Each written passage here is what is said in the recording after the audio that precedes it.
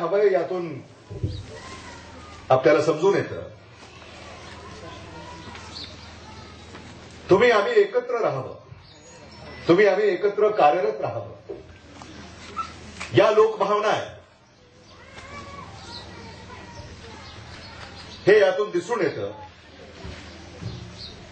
हे मला आवर्जून या ठिकाणी नमूद करावंसं वाटतं. बाभळगाव हे देशमुखांचं, कव्हा हे पाटलांचं, अशी ही ख्याती या गावांची आहे. व्यंकटराव बेदरे यांनी छत्रपती पाटील आहेत असा उल्लेख केला.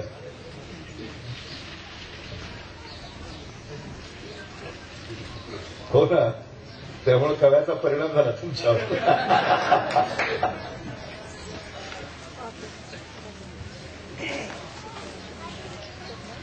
आदरणीय विलासराव देशमुख साहेबांना सुरुवातीच्या काळामध्ये ज्यांनी साथ दिली खंबीरपणे, अगदी त्यांच्या उमेदीच्या काळामध्ये, त्यामध्ये आदरणीय शिवाजीराव पाटील कभेकरांचं नाव मला आवर्जून घ्यावं लागतं. आणि हा इतिहास आहे, हा साऱ्यांनी आपल्या उघड्या डोळ्यानं पाहिलेला आहे. मला अनेकदा आदरणीय विलासराव देशमुख साहेबांनी सांगितलं की 70च्या दशकामध्ये, 80च्या दशकामध्ये जेव्हा आम्ही राजकारणामध्ये काम करायला सुरुवात केली तेव्हा ते फक्त तिघच, सुभाषराव काळजाते,